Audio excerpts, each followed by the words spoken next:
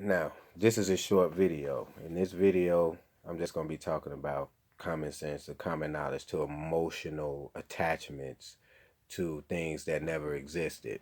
And emotional attachments are not always good, especially when it takes away critical thinking. Because one thing you know is once you start not paying attention to a critical thought that affects your life and governs your life, then that's an example about how you won't pay attention to critical thoughts that affect your life in other ways as well. Because the basic thing that people do today is just merely surviving. They're merely surviving, and they don't really want to know nothing about the reality around them, because then that would challenge what they're trying to do every day, and it shouldn't. So, give an example. If you try to give anybody any advice about something, or any factual proof about something, documented proof about something that's imaginary, and then they put it in their life as real, then you try to tell them, hey, like for example, Jesus is not real. Jesus is the Son, okay? It's the Son. That's it. It's the SUN, the Son. That's all Jesus was. Christmas is nothing but the winter solstice. The winter solstice, meaning that when the sun is at its lowest peak on the equator, the ancient people considered it to be dead. And it went from December 21st to December 25th, when the sun came back up to its highest high point. It was now rebirth. It was now a new birth. So that birth of the sun, the SUN, was then taken by a group of men, and they made it into something you call a real being, a person. And then when you worship that being, you just worshiping the sun. And look, if you really want people to worship something without them knowing what it is, because they want to be ignorant to it, then you can make it something else. And then they'll go, oh, and then word of mouth, because your grandmother, then your mother, and then these people, everybody's influencing each other. It's a propaganda thing. It becomes something that's believable, like gossip and rumors. That's all that story is. So then when it becomes that, taken away from the astrological meanings of it, and then you try to point it out and show people, and then their ego attaches to it, and then they go, listen, this is what made my life better. I get it, because you went through some shit. You know, a lot of people go through some shit, or they put themselves through shit, and then they gotta have something to make them feel good about even getting up in the morning, instead of themselves. Instead of yourself feeling like, hey, I'm a great me. I'm the one. I can't skip over my parents. I can't skip over my grandparents. I can't skip over them, because without them, I wouldn't be here. So I can't go skip over them and start praising something that didn't make no sense. And when it don't make sense, then that's when you question it. That's when you pose to question anything that don't make no logical sense. Like for instance, now I'm gonna go past the beginning of the Genesis, because I'm gonna go past that, because that has nothing to do with Adam and Eve. It was basically a group of entities that came, and I saw that man was already here, and said, "Let us make man out of our own likeness." It had nothing to do with Adam and Eve, because those ones that they said, "Let us make man out of our own likeness," they could do anything they wanted. But then when they all of a sudden mysteriously went to Adam and Eve, they couldn't do this, they couldn't do that. So that means a mistake was made down the line. And then for them to have two boys, and the whole world is populated, and then it's always about boys and boys and boys and boys. A more woman sprinkled here and there, but boys and men and boys and boys, and Isaac and his son and boys and boys.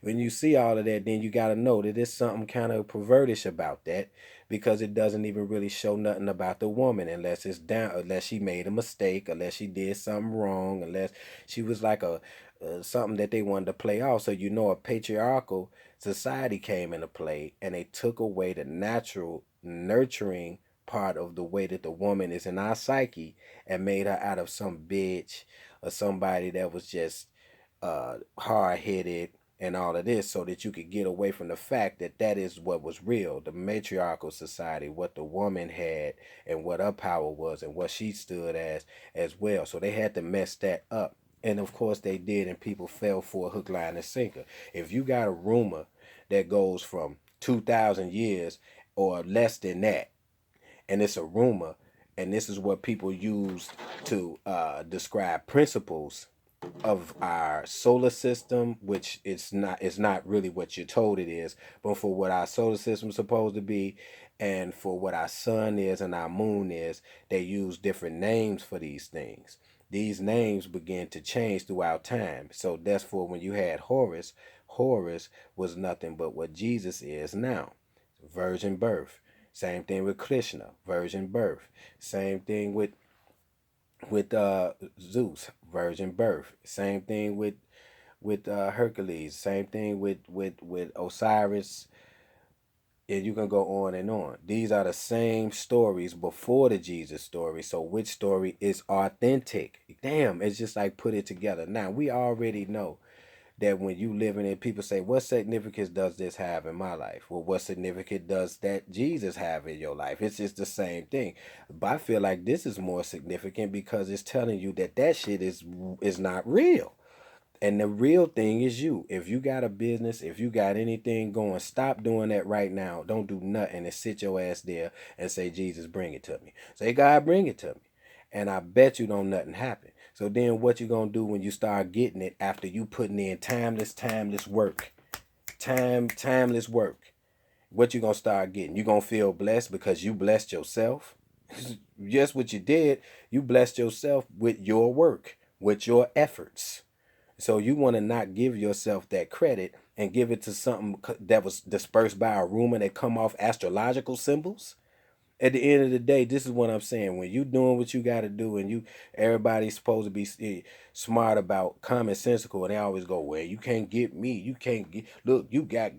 They pull the wool over your eyes. Well, they pull the wool over most people's eyes, and they try to correct me on certain things, spelling and all of this. But look at the wool being pulled over your eyes, and I can kill most with what I can tell them. Look, the boom, boom, boom. That boom, don't come at me, man.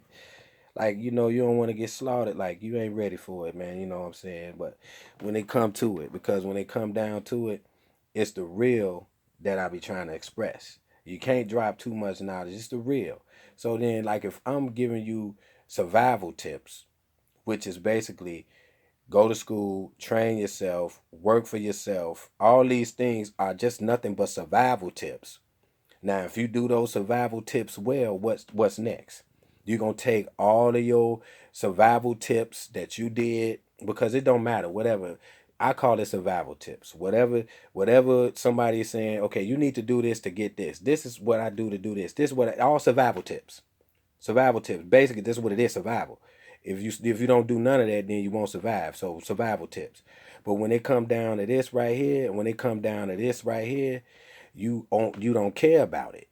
So if you don't care about it, because you basically stuck in the physical, mundane confines of survival. Which, okay, the money, look, I got this. Look at my car. Look at this. Look at my this. Look at that's good.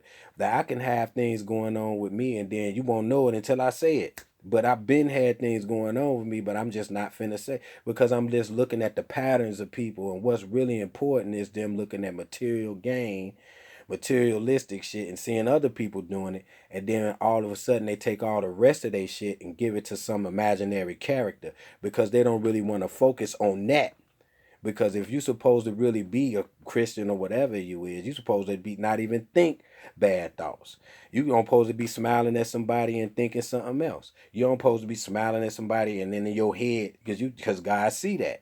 He sees your brain, right? That's what you're saying. God see your thoughts, all of that. So you could be saying one thing, but in your mind thinking something else. What you gonna do? Go somewhere in a corner and go, God, forgive me for the thoughts I just had. That means you crazy. That means you crazy, man. But that's my opinion. Digress. Like I said, what I'm saying is, if you want to survive, you're going to do the things it takes to survive. If you're not going to survive, you're not going to do the things it takes to survive. You're not going to listen to people that give you advice about certain things of survival. And that is real. But when it comes down to after you surviving, what's next with that? because now you surviving and you doing your surviving. Now what's next? You know what I'm saying? You finna go and say, well, I surviving, and you old and it's time for you to die. You think you finna go somewhere where you thought that you was going because somebody in your family told you and these people said this and that's that. Instead of you just taking cognitive time, 15 minutes a day and go, man, let me look into this shit. Because really you determine where you're going. Ain't nothing gonna determine that. You determine where you're going. And at the end of the day, in the with fashion of how you do it, because you do everything anyway in the physical. You're doing everything that you manifesting. You doing it. You thinking shit. You manifesting it through thought. You picking up shit. You moving stuff. You moving it physically. All of that is you. You doing it. You doing everything that's happening. You making it happen. And if you just sit there and don't do nothing, what's gonna happen? You can sit there and go, God, man, I want this and get it, and don't do shit, and nothing is gonna happen. So the motivation comes from yourself. You are the self motivator. Your own self motivates yourself. Like if you want to hear what somebody gotta say, you gonna motivate yourself to hear.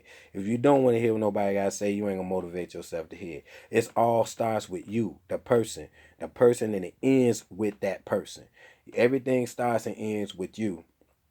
And then you living in a world that's hand feeding you, spoon feeding your relatives, your the people that came before you, your ancestors. They were spoon feeding them shit. They were saying this is what this is, this is what the earth is, this is what that is, this is what this is. So while you getting all of this mess, everything that don't make sense shouldn't even cloud your mind. You know the only thing that truly makes sense is surviving in this world, right? So then this is what you really know, and this is what you really do.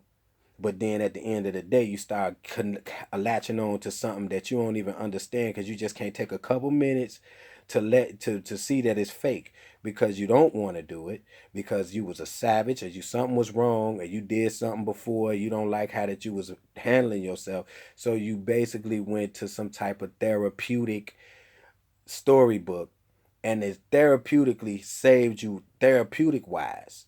But when it come down to do that shit make sense, and what are they really saying when they putting that shit in there, you don't know what it is. You taking it literal. It's just like if you watch Superman for example, and you watching Superman and you looking at the movie and you going, oh, look at Superman do all this shit. Now you know goddamn well ain't no Superman, but behind it is a story, and you got to look at the story and what they was really trying to say.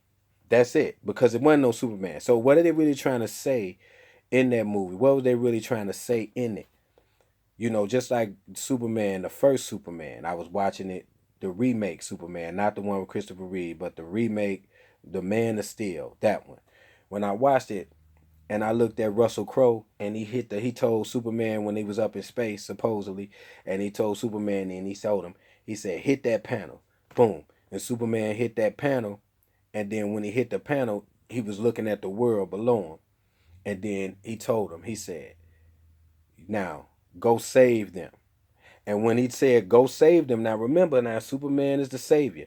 Now remember, when he told him go save him, when he told him to go save him, Superman flew out the ship, but before he flew out the ship, he formed a cross. He formed the Jesus on the cross. Sure as day, Man of Steel. Just look at the part when if you look at the part in the movie and he say, now go save them. Now what was that? That was a subliminal thing to put in your head of a savior and on the cross thing, and it stays when the cross ain't nothing but a constellation of crooks, or CRUX, crucifix, crooks. It's still spelled almost the same way. So that is what that cross is. It was just a constellation in the sky that formed a cross. That's what it is. And then now people, taking it literally on earth as a physical thing. See, this is how you know you got metaphysics, then you got physical. You got something that's non-physical affecting the physical world in a pervertish way. And so when you try to tell people, look, this is what's happening, everything that you doing and have done was on you. And everything that you will do will be on you. And it always be on you. It won't be on no devil or no imaginary person. It won't be on no God doing nothing. It's you doing that. Everything that is manifested. So when I try to say, yo, you are the greatest asset you are the greatest asset in existence. Basically, you are the greatest asset in existence. And if you wasn't, you wouldn't be getting taxed all the time. You wouldn't be constantly bombarded by buy this, get this from these stores. You wouldn't be constantly targeted with vaccines and vaccinations, and you won't be constantly targeted. Okay, we're gonna give you the beginning and give you a book and tell you, okay, we're gonna give you what your God is because somebody did it again. We're gonna give you in a book. We're gonna give you everything. Gonna give you. You know why? Because if you was just left alone, you would figure out that it's all you anyway, and everything around you that you surveying is yours, and it ain't nobody supposed to be taking that away from you. But again, in order for that to happen, you got to let go certain things, and people don't want to do that because it's an ego thing and it's emotional attachment to stuff that don't make sense when you start applying the pressure to it. It don't hold up to the pressure. It always goes back to some old psychological emotional attachment, which has nothing to do if it makes sense. It just has nothing to do with if it makes sense. Man, you can look at a TV show. I like that show. I like that show. Another person, man, I don't like that show. It could be a cartoon, it could be a movie, it could be all this, and then that's an opinion. They don't like it, but when you both looking at the show, it's not a real show. It ain't real. But this person say I don't like it. This person say I like it. So it's a matter of do it make sense? Because now if you this person say I don't like it, I don't like it. Okay, yeah, we both know that we have a difference. But does that show make any sense, first of all? No, it's just entertainment. Exactly. So when you start looking at stuff being entertainment and a distraction to what you're really supposed to be paying attention to, then you got to understand that it's an entertaining distraction that is destroying critical thinking altogether. Because if I say, look, if I'm a critical thinker, okay, yeah, when it comes down to survival, you got to eat, you got to work, you got to do whatever avenue you takes. That's common. There's common sense, right? Survive. What if you want to have your own business? You want to do this, do it. You want to do that, do it. You want to do this, do it. Just that, whatever. That's survival. Let's do it. But when it come down to your soul and your spirit and what's around you and what this reality is, don't nobody want to deal with it. You know why they don't want to deal with it? Because it makes what they doing obsolete, and it makes what they thought was real obsolete. So then now they got to look at themselves and be going, this is all on me. That's all it's always been on. You. That's it.